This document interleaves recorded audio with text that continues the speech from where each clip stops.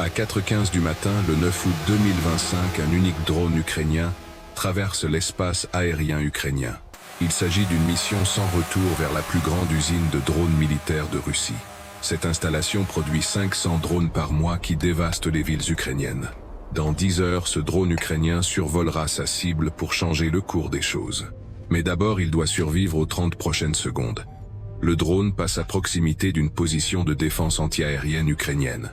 Pas de transpondeur IFF, pas de liaison de données, aucune identification. Juste un vol stable, qui ressemble exactement à une attaque russe. Le radar d'un Gepard ukrainien le verrouille immédiatement. Les deux canons de 35 mm pivotent pour suivre la cible. Le calculateur de tir détermine la solution d'interception. Distance 8 km. L'opérateur fixe son écran. Le contact correspond au profil d'un Bayraktar TB2.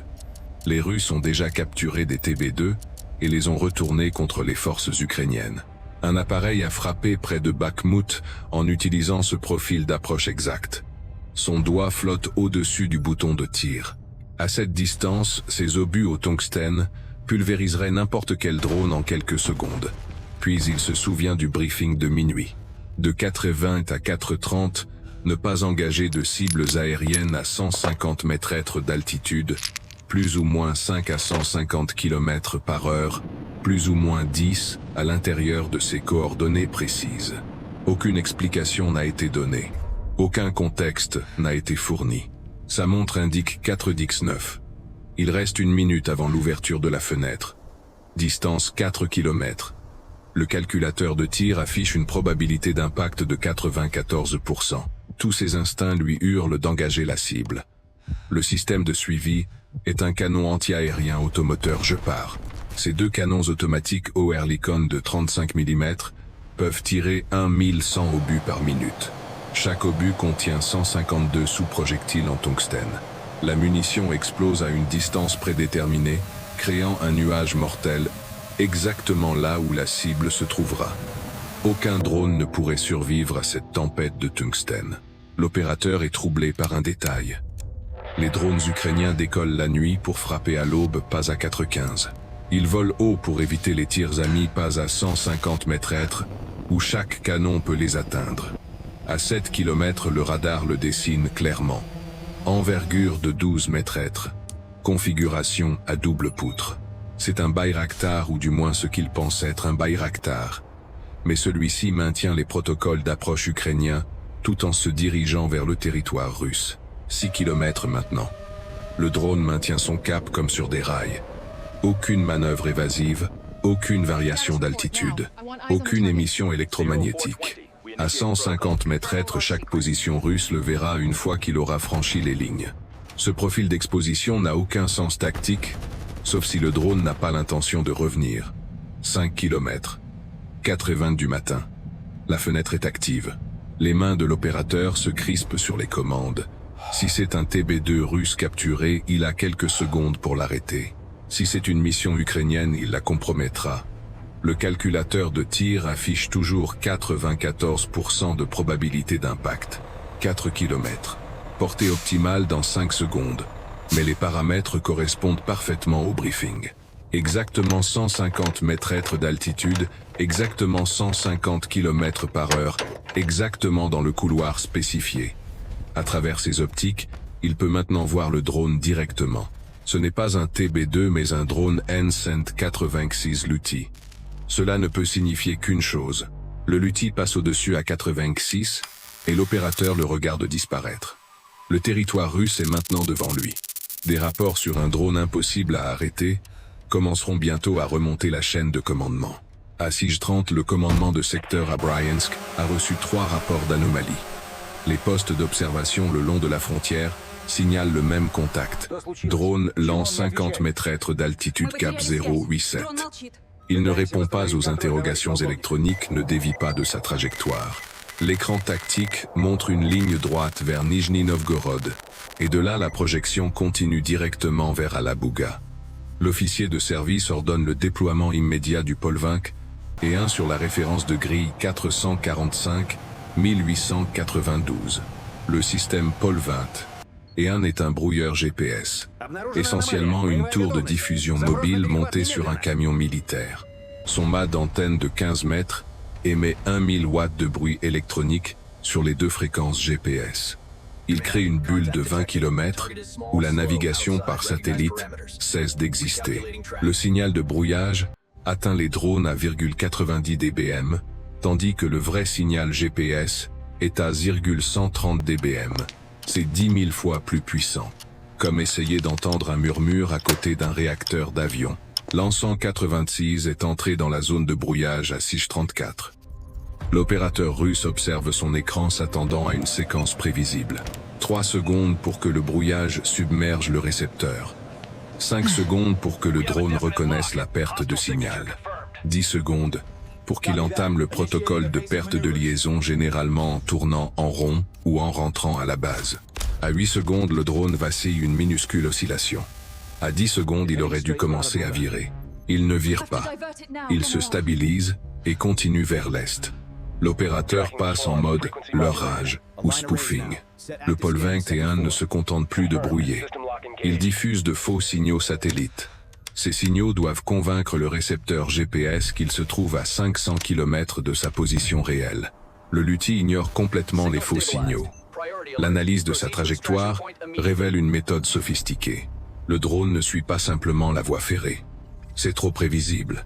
Il utilise de multiples repères de terrain. Suivre l'autoroute M3 sur 10 km. À la courbe en S distinctive, ajuster le cap de 15 degrés vers le nord. Suivre les lignes à haute tension jusqu'à l'intersection avec la rivière.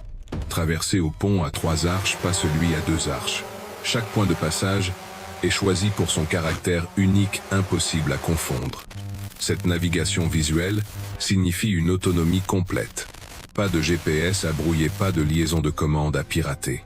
La Russie a dépensé 8 millions de dollars par unité Pol 20 et des milliers d'heures d'ingénierie perfectionnant le déni GPS. L'Ukraine l'a vaincu en apprenant au drone à regarder où il allait. L'alerte est transmise à la batterie S-400 de Nijni Novgorod. Drone en approche. Heure d'arrivée estimée 9h45. Avertissement préliminaire à Alabouga. Possible incursion de drone. Confiance modérée. Arrivée estimée à 11h50. À 8h, les opérateurs de guerre électronique russes suivent quelque chose qui ne devrait pas exister. Un drone naviguant avec précision dans l'obscurité GPS, suivant les autoroutes, les rivières et les lignes électriques. Chaque point de contrôle le rapproche d'Alabouga, où 5500 drones Shahed attendent dans des entrepôts. À 9h45, la batterie S-400 près de Nijni Novgorod suit les rapports d'anomalie depuis 3 heures. Leur radar va maintenant le trouver. Le système que vous voyez est le radar 92N6E, Gravestone, les yeux du S-400. Ces panneaux contiennent 10 000 modules émetteurs-récepteurs, produisant 100 kW d'énergie focalisée. Contre une cible de la taille d'un chasseur, sa portée de détection atteint 250 km. Mais la physique radar est brutale pour les petites cibles. L'An 86 ne présente qu'une surface de 0,5 m², 6 fois plus petite qu'un chasseur. La portée de détection ne diminue pas de manière linéaire. Elle suit la racine 4e du rapport des surfaces radar. Ce calcul fait chuter la détection de 250 km à seulement 107. Pire encore, le drone vole à 50 m² d'altitude, utilisant la courbure de la Terre comme bouclier. À 9h45, le drone monte à 200 m² pour franchir un relief. Le radar le verrouille immédiatement. Drone lent, relèvement 262, distance 89 km. La classification est sans équivoque. Envergure de 12 m², configuration à double poutre. Possible Bayraktar TB2. Mais la position est impossible. Les drones turcs ont une portée de 300 km. Ce contact est à 900 km de l'Ukraine. Le timing est le pire possible. Changement d'équipe à Dix-0. L'équipe de nuit termine son service dans 13 minutes, déjà mentalement déconnectée. L'équipe de jour ne sera pleinement opérationnelle qu'à 10h15. C'est une faille de 15 minutes où personne ne veut prendre de décision critique. La trajectoire montre une ligne droite parfaite vers Alabouga. Ce n'est pas le schéma erratique de la reconnaissance ou le comportement de recherche de la surveillance. C'est une navigation directe vers une cible spécifique. La relation entre le Squatre 100 et le Pantsir devient ici critique.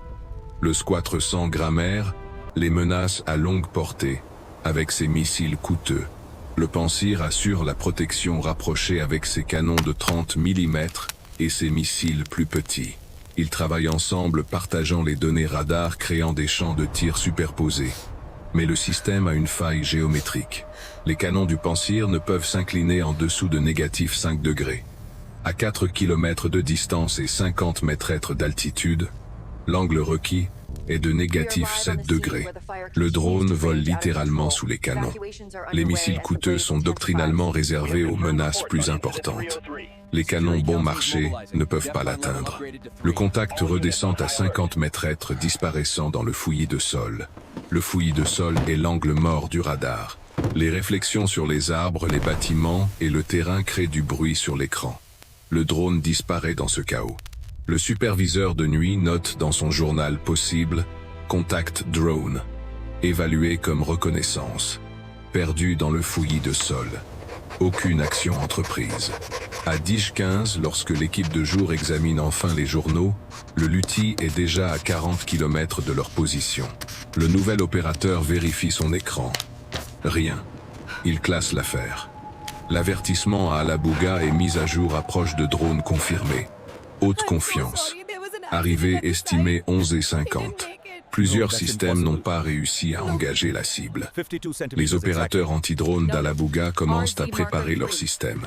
Ils disposent de systèmes spécialisés qui devraient réussir là où la défense aérienne traditionnelle a échoué. Mais ils ne s'attendaient pas à une tactique aussi unique de la part des Ukrainiens. À 11h47, la station de lutte anti-drone d'Alabouga suit la menace depuis des heures. Bryansk a signalé l'échec du brouillage GPS à 6h30. Nijni Novgorod a enregistré un contact radar à 9h45. Maintenant il est là. À 8 km grimpant à 250 mètres volant droit sur eux en plein jour. Le système que vous voyez est le Repellenton conçu spécifiquement pour arrêter les drones. Son antenne directionnelle concentre 500 watts dans un cône de 30 degrés, submergeant n'importe quel récepteur de drone à moins de 2-5 km. L'ordinateur du système contient 10 000 protocoles de commande.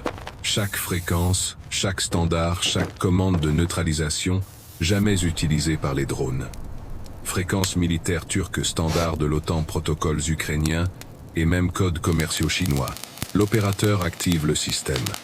500 watts d'énergie électromagnétique frappe le drone parcourant les 10 000 commandes en 4 secondes. Retour à la base. Atterrissage immédiat. Mode stationnaire. Passage en manuel. Arrêt d'urgence. Chaque neutralisation possible est transmise dans tous les formats possibles.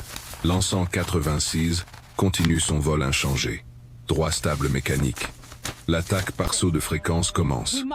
Le système cible des fréquences spécifiques à des intervalles de microsecondes. Aucune réponse. 5 km et la distance se réduit. Le spoofer GPS SERP VS5 rejoint l'assaut diffusant de faux signaux satellites, 1000 fois plus puissants que les vrais. Cela n'a jamais échoué contre les systèmes guidés par GPS. Le drone maintient son cap, 3 km. L'analyse de sa trajectoire révèle une vérité effroyable. Le drone suit des repères visuels. La route principale jusqu'au château d'eau. Ajustement à la jonction ferroviaire. Correction aux méandres de la rivière. Navigation purement optique. Mais ce n'est pas le pire. À l'intérieur du drone, il n'y a rien à pirater. La boule optronique a été retirée. Le dôme de communication satellite a disparu. Les antennes ont été coupées. Les réservoirs de carburant supplémentaires sont soudés là où l'équipement devrait être. Les récepteurs de commande n'ont pas seulement été désactivés, ils ont été physiquement retirés. Les câbles d'antenne sont coupés et bouchés. Les modules radio désinstallés. Il n'y a aucune voie radiofréquence vers l'ordinateur de vol. Ils essayaient de pirater un drone qui n'avait aucune connexion à pirater. Toutes les stations passent en brouillage de barrage. 14 brouilleurs s'ouvrent simultanément créant une tempête électromagnétique. Le bruit pur devrait faire planter n'importe quel processeur par courants induits. Les ordinateurs du drone enveloppés dans des cages de Faraday en aluminium n'enregistre aucune interférence. Point de passage 1146 atteint. Procédez au point de passage 1147. Initiez le piquet terminal. À 11h52 LAN 196. Perfore le filet anti-drone à 180 km/h. La grille d'acier conçue pour des quadricoptères de 5 kg se déchire instantanément contre les 700 kg de l'aéronef. L'ogive à la thermite pénètre le toit de l'entrepôt. La chimie est instantanée. Oxyde de fer plus aluminium égale fer oxyde d'aluminium et 2500 degrés Celsius. Le métal en fusion se déverse sur les shaheds entreposés. Le premier réservoir de carburant se rompt en 3/10 de seconde. L'expansion des vapeurs de carburant crée une surpression massive. 2 secondes. 50 drones explosent en séquence. 8 secondes. La structure du toit cède. 15 secondes. Le mur nord est soufflé vers l'extérieur. 30 secondes. Les 5500 shaheds sont consumés. La boule de feu s'élève à 800 mètres. L'onde de choc brise des fenêtres à 5 km de distance. 6 mois de production et 500 millions de dollars de technologie iranienne vaporisés en moins d'1 minute. Un seul drone à longue portée a prouvé qu'à l'ère de la guerre autonome, toutes les défenses sophistiquées n'étaient que des systèmes coûteux hurlant des ordres à un drone qui ne pouvait les entendre.